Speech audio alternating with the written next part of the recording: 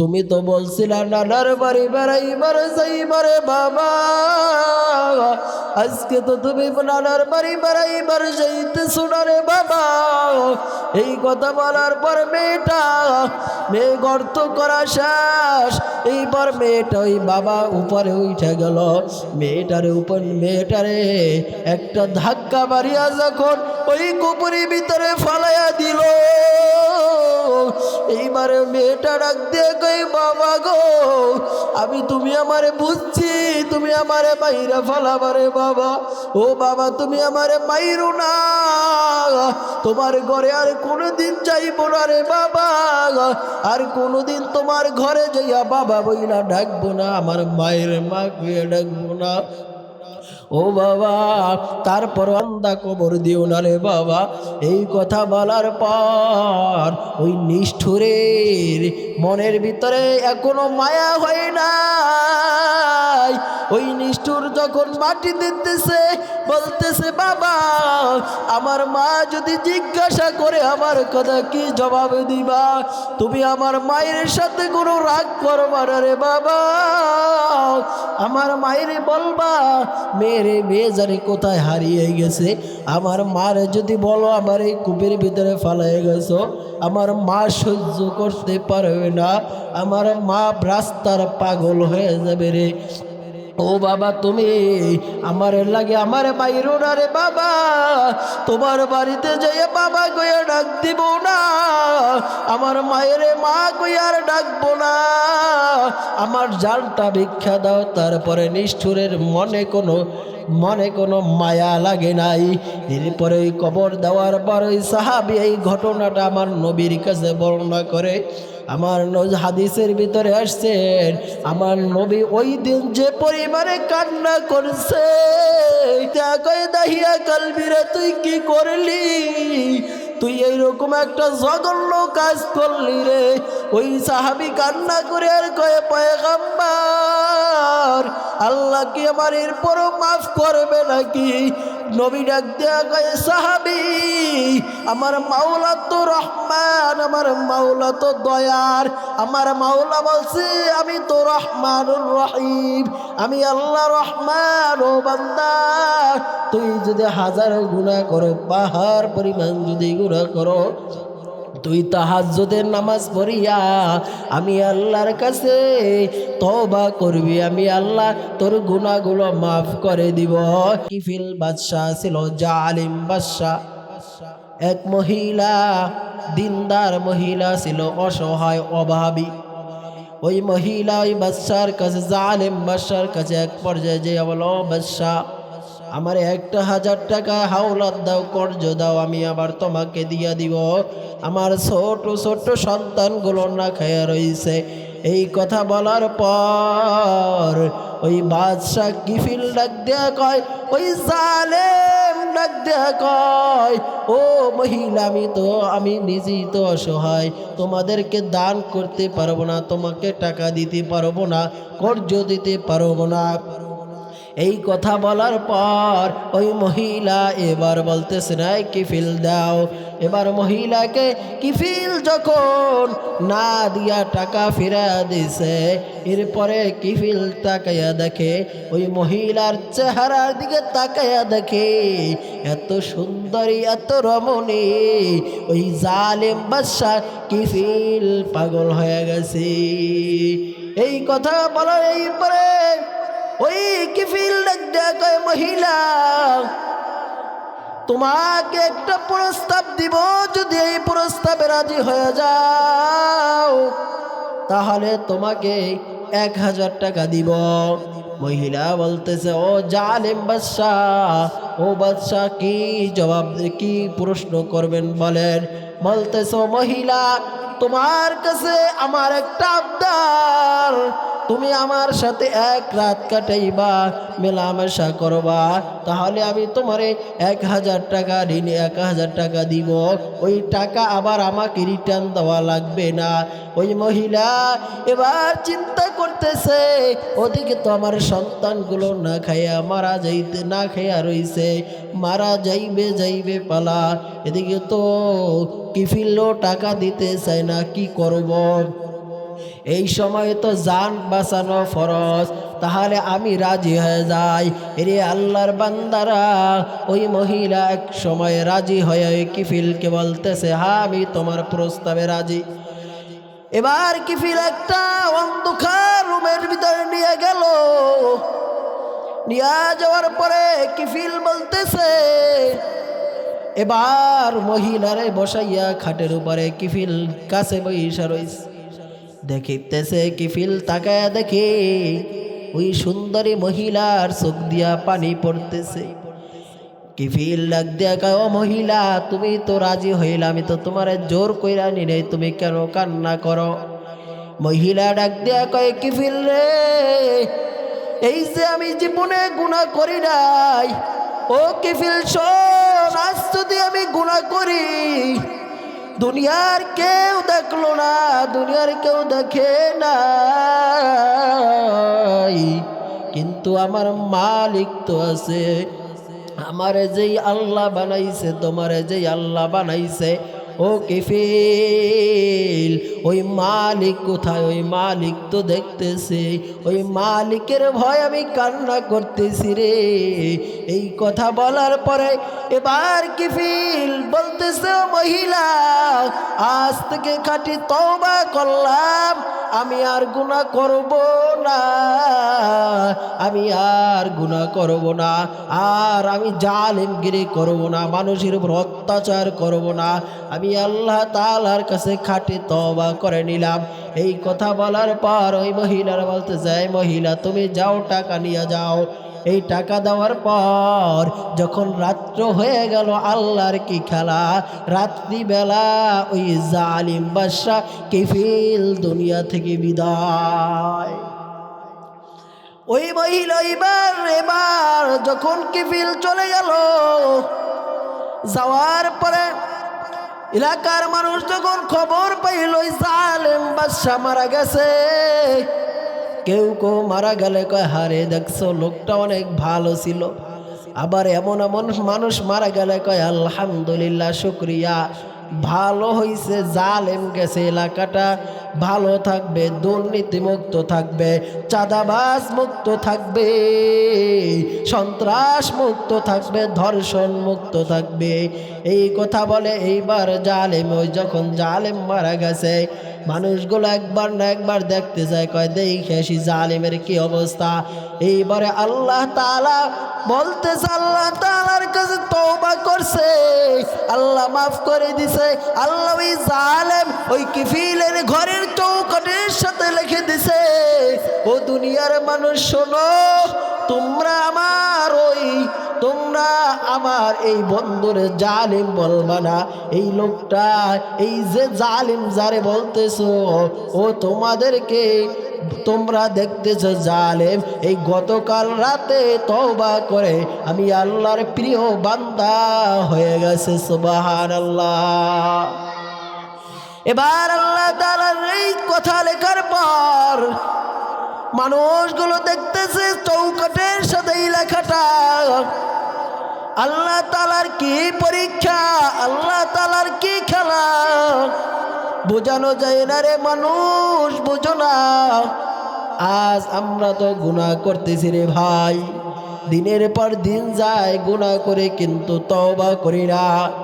এ বাবা, আজকে তওবা না করলে আমার আল্লাহ কয়, তওবা করলে আমার আল্লাহ মাফ করে দেয়। আল্লাহ বলেন তাকওয়ার যে ফজিলাত, এর ভিতরে বড় ফজিলাত হলো, আল্লাহ তাআলা বলে যেই বান্দা বান্দি তওবা করে আমি আল্লাহ তাআলার কাছে প্রিয় হয়ে যায়। যার ভিতরে তাকওয়া আছে, ওই বান্দাই আমার কাছে বড় প্রিয়। এবার আল্লাহ তাআলা বলেন, ও দুনিয়ার মানুষ, আমি আল্লাহর ভয় অন্তরে সৃষ্টি করো।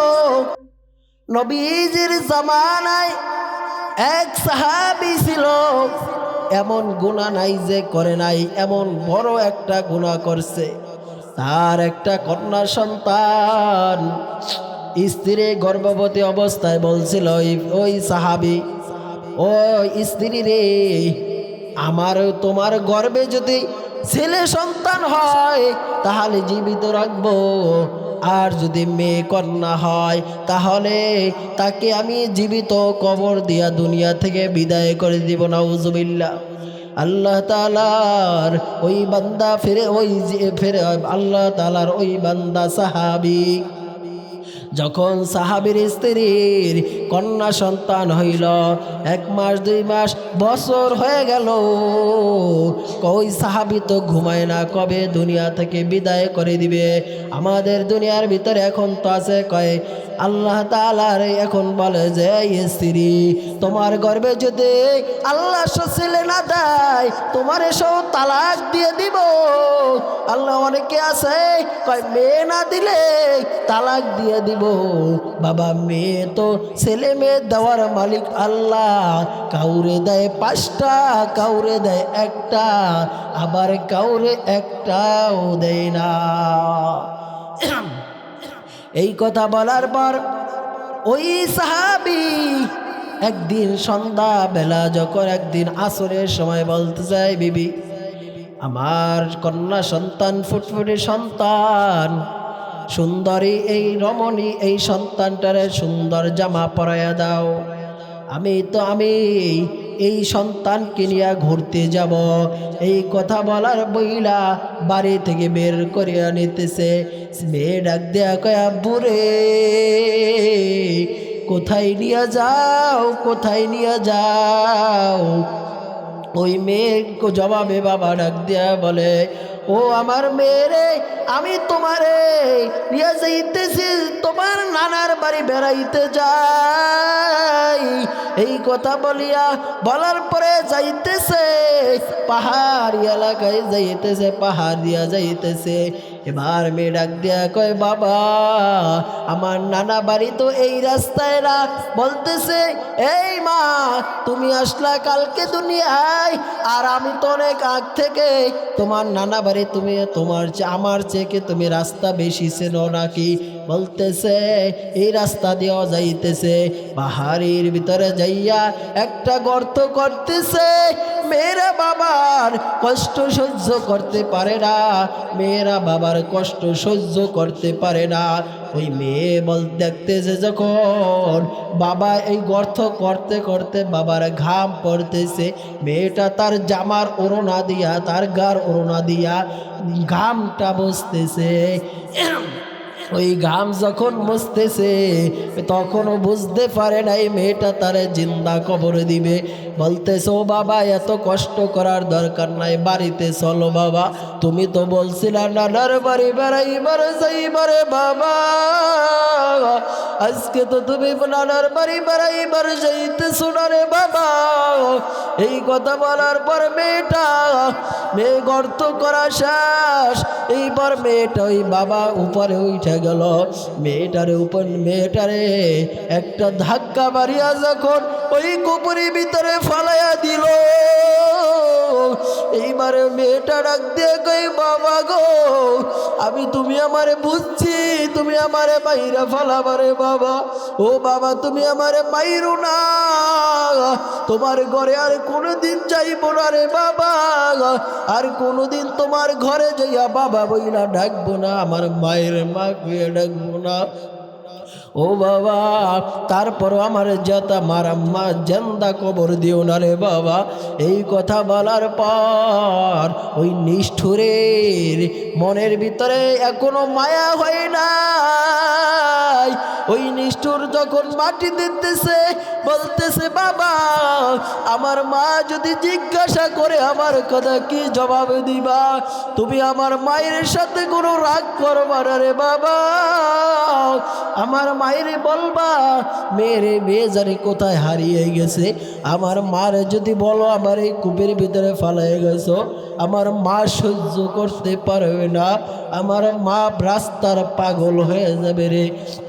ও বাবা তুমি আমার লাগে আমার বাইরো না রে বাবা, তোমার বাড়িতে যাইয়া বাবা কইয়া ডাক দিব না, আমার মায়ের মা কইয়ার ডাকবো না, আমার জালটা ভিক্ষা দাও। তারপরে নিষ্ঠুরের মনে কোনো মায়া লাগে নাই। এরপরে ওই কবর দেওয়ার পর ওই সাহাবী এই ঘটনাটা আমার নবীর কাছে বর্ণনা করে। আমার হাদিসের ভিতরে আসছেন আমার নবী ওই দিন যে পরিমাণে কান্না করছে, ওই সাহাবীর নাম হইল দাহিয়া কালবি। নবী ডাক দেয়া কয়, দাহিয়া কালবি রে তুই কি করলি? তুই এইরকম একটা জঘন্য কাজ করলি রে। ওই সাহাবী কান্না করে আর কয়ে, পয়গম্বর আল্লাহ কি আমার এরপরও মাফ করবে নাকি? নবী ডাক দেয়া কয়ে, সাহাবী আমার মাওলা তো রহমান, আমার মাওলা তো দয়ার। আমার মাওলা বলছে আমি তো রহমানুর রহিম, আমি আল্লাহ রহমান। ও বান্দা তুই যদি হাজারো গুনাহ করো, পাহাড় পরিমাণ যদি গুনাহ করো, তুই তাহাজ্জুদের নামাজ পড়িয়া আমি আল্লাহর কাছে তওবা করবি, আমি আল্লাহ তোর গুনাহগুলো মাফ করে দিব। এ আল্লাহর বান্দারা, এই জন্য বলি বাবা, ওই সাহাবী বলতেছে, ও পয়গম্বর আমার কি আমার মাওলা মাফ করবে নাকি? তখন বলতেছে সাহাবী রে, ও পয়গম্বর বলতেছে, ও সাহাবী তুই আল্লাহর কাছে ক্ষমা চা, আমার মাওলার কাছে তওবা কর। এই জন্যই আল্লাহ বলে, যেই বান্দা বান্দির ভিতরে তাকওয়ার ভয় আছে, ওই বান্দা বান্দি চুরি করতে পারে না, ওই বান্দা বান্দি ডাকাতি করতে পারে না, ওই বান্দা বান্দি কোনোদিন মানুষের হক নষ্ট করতে পারে না। আজকে আমরা হক নষ্ট কইরা কত মানুষের অসহায় মানুষের টাকা মাইরা খাইলাম। নবী সাহাবায়ে কেরামদেরকে বলেন, ও সাহাবায়ে কেরাম, নবী সাহাবায়ে কেরামদেরকে বলেন, ও সাহাবায়ে কেরাম বলো এই হাসরের ময়দানের দিন কারা অসহায় হবে? সাহাবীরা কয়, ও পয়গম্বর যারা নেক নিয়ে উঠবে না, যারা নামাজ পড়ে নাই, যারা সালাত আদায় করে নাই, যারা রমজান মাস পাইয়া রমজানের রোজা রাখে নাই, যারা তারাবি নামাজ পড়ে নাই, এরাই তো অসহায়। কয় না না না, যারা হজের সওয়াব নিয়ে উঠবে, যারা দানের সওয়াব নিয়ে উঠবে, যারা নেক নিয়ে নেকের পাহাড় নিয়ে উঠবে। কিন্তু ওই সময় তারা যারা আবার মানুষের হক নষ্ট করছে, ওই মানুষটার কাছে আইসা বলবে, হাজী সাহেব হজের নেক লই উঠছে। আইসা বলবে, হাজী সাহেব আপনি তো আমার টাকা মাইরা খাইছিলেন, ও হাজী সাহেব আমার টাকাটা দেন, নালে জান্নাতে যাইতে দিব না। ওই হাজী সাহেব নেক থেকে টাকা দিয়া দিবি। মেম্বার নেক নিয়ে উঠবে, মেম্বারে বলবে, মেম্বার একটা নাম দেওয়ার নাম কইয়া 5,000 টাকা খাইছো। ওই মেম্বার দুনিয়ায় বেশা তোর কাছে চাইতে পারি নাই, তোর ক্ষমতার কারণে এখন তোর ক্ষমতা নাই, আমার মালিকের ক্ষমতা, তুই এখন আমার টাকাটা ফিরে দে। ওই মেম্বার তো টাকা দিতে পারবে না। মেম্বার বলবে, আমি তো আশা ব্যাংকে রাখি আসছি, যমুনা ব্যাংকে রাখি আসছি, ইসলাম ব্যাংকে রাখি আসছি, না না ওই টাকা তো এখন নাই, তাহলে কি করব? আমার এলাকায় ও নাফরমান, এবার তুই নেক দিয়া ওই বান্দার টাকাগুলো পূরণ করে দি। এ মুসলমান, নবীজির মৃত্যুর আগে 5 দিন আগে নবীজি এমনটাই অসুস্থ ছিল, আমার নবী রাস্তা দিয়ে হাঁটতে পারতো না, আমার নবীজি পা ছেঁচড়াইয়া হাঁটতো। একদিন নবীজি তার আপন চাচাতো ভাই ফজলকে বলতেছে, এই ফজল তুমি আমাদেরকে আমাকে একটু মসজিদে নববীর সামনে নিয়ে যাও, আমি শেষ সময় মদিনার মানুষদেরকে 2টা কথা বলবো। এই কথা বলার পরে ফজল যখন নিয়ে যাইল মসজিদে নববীর সামনে দাঁড়াইয়া ফজলকে বলে, এই ফজল এই যে উঁচু জায়গাটা দেখতেছ, এই জায়গায় দাঁড়াইয়া তুমি মদিনার লোকদেরকে এলান করো, এই মদিনার লোকেরা তোমরা আমার নবী 2টা কথা বলবে, যে যে জায়গা আছো সেই জায়গা থেকে চলে আসো। এই কথা বলার পর মদিনার মানুষগুলো ছুটে এসেছে। নবী বলতেছে, ও ফজল, তুমি নাইমা আমার একটু ধইরা ওই জায়গায় উঠায় দাও। নবীকে যখন ওই জায়গায় উঠায় দেওয়া হলো, নবী বলতেছে, ও মদিনার লোকেরা, আমি নবী অনেকদিন আপনাদের মাঝে চলাফেরা করছি, এমনকি কেউ আসো আমি নবীর কাছে কোনো ঋণী পাইবা থাকলে দাঁড়া যাও, আজকে পরিশোধ করে নিব। এই কথা বলার পরে এক সাহাবী দাঁড়ায় গেছে, ও পয়গম্বর, আপনার কাছে আমি 3 দিরহাম পাইব। ও পয়গম্বর, আপনি একদিন কোথায় জানি যাইতেছেন, ওই সময় আপনার কাছে এক সাহাবী আসছিল, ওই সাহাবী এক ভিক্ষুক আসছিল, ওই সময় আপনি আপনার পকেটে টাকা ছিল না, আপনি আমার কাছ থেকে ঋণী কইরা ওই সাহাবীর ওই ভিক্ষুকরে দিয়েছেন, ওই ভিক্ষুকরে টাকাটা দিয়েছিলেন, ওই টাকাটা তো আমাকে আর ফিরে দেন নাই। এই কথা বলার পর ওই সাহাবীকে আল্লাহর নবী ফজলকে বলে, ফজল, চলে যাও বাইতুল মাল থেকে ওই 3 দিরহাম আইনা সাহাবীরে দাও। এবার সাহাবীরে বিদায় দেয়।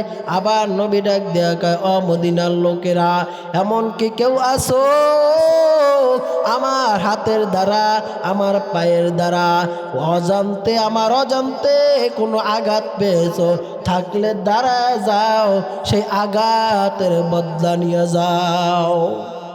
কেউ কোনো কথা কয় না, ময়দান স্তব্ধ হয়ে গেছে। এবার এক সাহাবী দাঁড়ায় গেছে, পয়গম্বর, আমি আপনার কাছে, আপনি চাবুক চালাইতে এক কোথায় জানে যাইতেছেন, ওই সময় আমি সাহাবী রাস্তার পাশে ছিলাম, ওই চাবুকের আঘাত আমার গায়ে লাগছে রে পয়গম্বর, আমি ওই আঘাতটা এখন আপনার বদলা নিব। এই কথা যখন বলল, হযরত ওমর দাঁড়ায় গেছে, দাঁড়ায় কয়, রে সাহাবী, আমার পর নবী অসুস্থ, ও সাহাবী, তুই কি বলো, আমার নবীরে নাকি আঘাত করবি? আবার রে সাহাবী, তুই কি জানো আমি ওমরের তরবারি একবার যার বিরুদ্ধে ওঠে, ওর ফয়সালা না কইরা আমার তরবারি নামে না। নবী কয়, ওমর থামো, রাগ কইরো না, পাওনাদের পাওনা বুঝাইয়া দিতে হবে। এদিকে হযরতে আবু বকর দাঁড়ায় গেছে, ও সাহাবী, যেই নবীরে না দেখলে সকালে দেখা, দুপুরে না দেখলে দুপুরে খাবার খাইতে পারি না রে, যেই নবীর চেহারা দেখা হাজার হাজার বেঈমান কালেমা পড়ে মুসলমান হয়ে গেছে রে সাহাবী, ওই নবীর কেমনে আঘাত করবি রে সাহাবী? তোর মায়া, তোর মনে কি একটু মায়া হয় না? এই কথা বলার পর ওদিকে নবী কয়, ফজল, যাও আমার হুজরাখানায় সেই রাখা চাবকটা নিয়ে আসো। ফজল যখন রাখা চাবকটা হুজরাখানা থেকে নিয়ে আসতে রওনা করছে, ইতিমধ্যে নবীজির কলিজার টুকরা হযরতে ফাতেমা দেখতেছে। হযরতে ফাতেমা দেখতেছে নবীজির সাহাবী, নবীজির চাচাতো ভাই ফজল ওই চাবক নিয়ে যাইতেছে। নবীজির মেয়ে কন্যা হযরতে ফাতেমা ডাক দিয়া কয়, ফজল, আমার বাবা তো অসুস্থ, আমার বাবা তো চাবক লড়াইতে পারবে না রে সাহাবী। ও ফজল, আমার বাবার চাবুক কেন নিয়ে যাও একটু বলো। নবীজির ভাই, চাচাতো ভাই ফজল ডাক দিয়া কয়, ও ফাতিমা, তোমার বাবা একজনকে অজান্তে আঘাত করেছিল, সেই আঘাতের বদলা নিবে। এই কথাটা যখন নবীজির কন্যা ফাতিমার কানে গেল, আমার নবীর মেয়ে ফাতিমা চোখের পানি ফালাইয়া ডাক দিয়া কয়, হাসাইন, হোসাইন কোথায় রে বাবা? যাইয়া দেখ কে তোর নানার গায়ে, মসজিদে নববীর সামনে যাইয়া দেখ কে তোর নানার গায়ে আঘাত করবে। ও বাবা, তোরা দুইটা ভাই পিঠ পাতিয়া দিবি, তোর নানার গায়ে যেন আঘাত না করতে পারে রে বাবা। হাসান হোসেন দৌড়াইয়া যাইয়া ওই সাহাবীর পায়ে পড়ে গেছে। সাহাবী আমার নানার দিকে তাকাইলো, কিন্তু তোর মায়া হয় না। ও সাহাবী তুই কেমনে নবীরে আঘাত করবি রে? সাহাবী যত আঘাত লাগলে আমারে কর, আমার ভাই হাসান রে কর, তারপরও আমার নানার গায়ে আঘাত করবি না রে সাহাবী। আমার মায়ের মা নাই, আমার মায়ের বাবা তাও কবর পথের যাত্রী, আমার নানার গায়ে আঘাত করবি না। এই কথা যদি আমার মা জানে, আমার মা ফাতিমা সহ্য করতে পারবে না, আমার মা কলিজা ফাইটা মারা যাবে রে। আমার নবী গায়ে হাসাইন হোসাইন ছড়ো, সাহাবীরা আসতে দাও। ও হাসাইন হোসাইন ওই আল্লাহর কাঠগড়ায় আমি জবাব দিব, তুমি তো জবাব দিবে না রে। এই কথা বলার পর ফজলের হাত থেকে চাবক টানিয়া সাহাবীর হাতে দিল।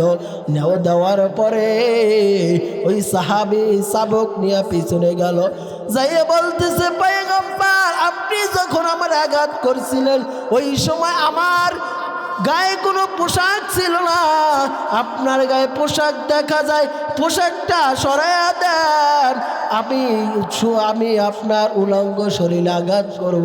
নবীর গার পোশাকটা যখন সরাইয়া দিল, সাহাবীর চাবকটা নিচে ফালাইয়া আমার নবীর মহারে নবুয়াতের ভিতরে একটা চুম্বো লাগাইয়া দিছে, আর ডাক দিয়া কেউ পয়গম্বর কেমনে বুঝলেন আমি আপনার গায়ে আঘাত করব? ও পয়গম্বর আপনার কত বেঈমান কাদাইছে, কত ইহুদিরা কাদাইল, মক্কায় আপনারে থাকতে দেয় নাই, আপনি কেমনে বুঝলেন আপনার আমরা আঘাত করব? এই কথা বলার পরে নবীজির পায়ে করে নবীজি উঠাইয়া সাহাবীরে বুকে নিয়ে কই সাহাবী কেমনে, সাহাবী তুই কামনা করলি কি? তুই এই মহারে নবুয়াতে সুমো দেশ না জানি আমার মাওলার জাহান্নামকে তোর জন্য হারাম করে দে। সুবহানাল্লাহ। এ আল্লাহর বান্দারা, আল্লাহ তাআলা বলেন হকুল্লাহ হকুল ইবাদ, একটা হক বান্দার আর একটা হক আল্লাহর। বান্দার হক বান্দা ইচ্ছা, আল্লাহর হক আল্লাহ ইচ্ছা করলে ক্ষমা করে দিবে। বান্দার হক বান্দা যদি ক্ষমা না করে বাবা আল্লাহ ক্ষমা করবে না। আমার আলোচনার বিষয় বুঝাইতে চাই, আল্লাহর কাছে হক নিয়া আল্লাহর কাছে খাঁটি তওবা করো, মানুষের হক নষ্ট করবা না, আল্লাহকে ভয় করে চলো। আল্লাহ বলছেন যেই বান্দা বান্দি ইয়া আইয়ুহাল্লাযীনা আমানুত্তাকুল্লাহ হাক্কা, যার ভিতরে আল্লাহর ভয় আছে ওই বান্দা বান্দি কোনো দিন নামাজ ছাড়তে পারে না, ওই বান্দা বান্দি মানুষের হক নষ্ট করতে পারে না, ওই বান্দা বান্দি চুরি করতে পারে না, ওই বান্দা ডাকাতি করতে পারে না, ওই বান্দা ধর্ষণ করতে পারে না, ওই বান্দা মানুষের সাথে বেঈমানি করতে পারে না রে বাবা। এ পর্দার আড়ালের মা, নিজের অস্তিত্ব ঠিক রাখো, স্বামীর হক কাউকে দিও না রে মা। আজকে দেখা যায় ঘরে স্বামী আছে, স্বামীর সাথে ভালো ব্যবহার করে না, অন্যের সাথে কি মিষ্টি মিষ্টি কথা বলে। স্বামী যদি ফোন করে বলতেছে তুমি কি জন্য ফোন করছো বলো, কাজের কথা হইলে বলো, না হইলে ফোন রাখো আমি ব্যস্ত আছি। ফোনটা কাইটা অন্যের ঘরে, অন্য ঘরের বইয়ের জামাইয়ের সাথে সুন্দর মিষ্টি মিষ্টি ভাষায় কথা বলে। আরে আল্লাহর বান্দারা, কত জায়গায় দেখি কত মানুষের সাথে বইয়ের সাথে মিষ্টি মিষ্টি কথা বলে, নিজের বউয়ের কাছে কুত্তার চেয়েও খারাপ আচরণ করে। একটা জাল জালেম যেরকম অসহায় মানুষের মতো মানুষের কাছে খারাপ আচরণ করে, ওই স্বামী বইয়ের সাথে ওর চেয়েও খারাপ আচরণ করে।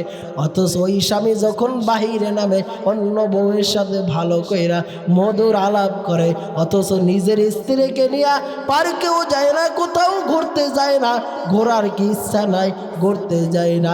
অথচ ওই স্বামী অন্য ঘরের বউকে নিয়ে, অন্য বেড়ার বউরে নিয়া পার্কে যায়, ঘুরতে যায়, নিজের ঘাম ঝরানো টাকা ওই মেয়ের পিছনে খুয়ায়। এই জন্য আল্লাহ তাআলা বলেন, যার ভিতরে এই ভয় আছে, মালিকের ভয় আছে। আমরা অনেকে বয়ান করি বাবা জেনা করা যাইবে না, পরক্রিয়া করা যাইবে না, দেখা যায় তারাই পরক্রিয়ায় বেশি লিপ্ত। যারা বলে পরক্রিয়া করা যাবে না, তারাই পরক্রিয়ায় লিপ্ত বেশি রে বাবা। এ বাবা, এই জন্য বলে আল্লাহকে ভয় করে কবরে যাও, মালিকরে ভয় করে কবরে যাও। এই আল্লাহর বান্দারা, মা বাবার খেদমত দিয়া কবরে যাও। আল্লাহ তাআলা বলে, দুনিয়ার ভিতরে তোমার জান্নাত, দুনিয়ার ভিতরে তোমার জাহান্নাম। তুমি যদি মা বাবাকে খুশি করতে পারো তাহলে তুমি জান্নাত পেয়ে যাবা, আর যদি মা বাবাকে কষ্ট দাও তাহলে তুমি দুনিয়ায় বসেই জাহান্নাম পাইয়া গেলা। এরে ভাই, এরে বোন, ওই মা কত কষ্ট করেছে, 10 মাস 10 দিন গর্ভে রাখি আমার মা খানাও খাইতে পারে নাই। ওই মা কত কষ্ট করেছে। আরে বাবা কই, বিবি তুমি কেন খাও না? মা ডাক দিয়া কয়, ও স্বামী আমার, আমি কেমনে খাবো, আমার গর্ভে তো সন্তান, আমি তো খানা খাইতে পারি না। আরে ওই সন্তান তো লাথি মারে। আল্লাহর বান্দা, মা বাবা কেমন জিনিস বুঝো না। আজকে মা কত কষ্ট করে, মা সন্তানের জন্য কত কষ্ট করে জানো? ওই মা, ওই রাজশাহীর এক হসপিটালে ঘটনা ছিল, মা এত কষ্ট করেছে, ডাক্তার পরীক্ষা নিরীক্ষা কইরা দেখে মাকে বাঁচায় রাখলে সন্তান বাঁচবে না, সন্তানকে যদি বাঁচায় রাখে মা বাঁচবে না। এইবার ওই ডাক্তার বলতেছে, ও রোগীর অভিভাবকরা, সন্তানকে যদি বাঁচাই মা বাঁচবে না, কি করব? রোগীর অভিভাবকরা বলে, মাকে বাঁচায় রাখেন, সন্তান বাইরে ফালান। এইবার বলতেছে না, ওই রোগী ডাক দিয়া কয়, ওই মা বেডে বৈশা ডাক দিয়া কয়, ও ডাক্তার, আমার সন্তান রে মারবা না, মারবা না। আমি মা অনেক দিন এই দুনিয়ায় বসবাস করেছি রে ডাক্তার, আমি আর বাঁচতে চাই না, আমার সন্তানের অমঙ্গল করবা না। একটা মা সন্তানের জন্য কি মায়া। আল্লাহ তাআলা বলেন, হাসরের দিন ওই মাও সন্তানকে ভুলে যাবে। আল্লাহ তাআলা কোরআনের ভিতরে বলেন, ইয়াউমা ইয়াফিরুল মারউ মিন আখি ওয়া উম্মিহি ওয়া আবি ওয়া বানি। হাসরের ময়দানের দিন মা সন্তানরে ভুলে যাবে, বাবা সন্তানরে ভুলে যাবে, সন্তান বাবাকে ভুলে যাবে। রে আল্লাহর বান্দারা, আজকে দেখা যায় মা বাবাই এমন মহাব্বত করে, মায়া করে, কিন্তু আমার আল্লাহ তাআলা বলেন 1000 মায়ার ভিতরে 1 গুণ মায়া আমি দুনিয়ার ভিতরে সবাইকে দিছি, আর 99 ভাগ মায়া আমি আল্লাহর ভিতরে রাখছি। আল্লাহ তাআলা বলেন, ওই 1% মায়া তাও পশু পাখি 18,000 মাখলুকাতের ভিতরে দিছি। আর তোমরা ওই মায়ার কারণে আর সন্তানের জন্য মা পাগল হয়। আর যেই মহান রব্বুল আলামিন তোমার এবারে বানাইছে, এই জন্যই আল্লাহ বলেন, আদম ফেরেশতাদেরকে বলছিল, ও ফেরেশতারা, আমার বান্দা বান্দিকে আমি বানাইছে বড় মায়া কইরা। ওই বান্দা যখন রাত্র তাহাজ্জুদের সময় উঠিয়া আমি আল্লাহরে 2 রাকাত নামাজ পড়িয়া মোনাজাত, হাত উঠাইয়া মোনাজাত দিয়া বলবে, রব্বানা যালামনা আনফুসানা ওয়া ইল্লাম তাগফির লানা ওয়া তারহামনা লানাকুনা মিনাল খাসিরিন। আমার বান্দা বান্দির 30 বছরের গুনাহ আমি আল্লাহ ক্ষমা করে দিব। এই জন্য ভাই আমরা তওবা করব আল্লাহর কাছে, আর বেশি বেশি মালিককে ভয় করতে হবে, আর মালিকের হুকুম মানতে হবে, তাকওয়া অর্জন করতে হবে। তাকওয়ার বাংলা হলো মালিকের ভয় করা, তাকওয়া আরবি শব্দ, আর বাংলা হলো আল্লাহকে ভয় করা। আল্লাহ তাআলা আমাদেরকে ভয় করার, মালিকরে ভয় করার তৌফিক দান করুন, আমিন। আসসালামু আলাইকুম ওয়া রাহমাতুল্লাহি ওয়া বারাকাতুহু।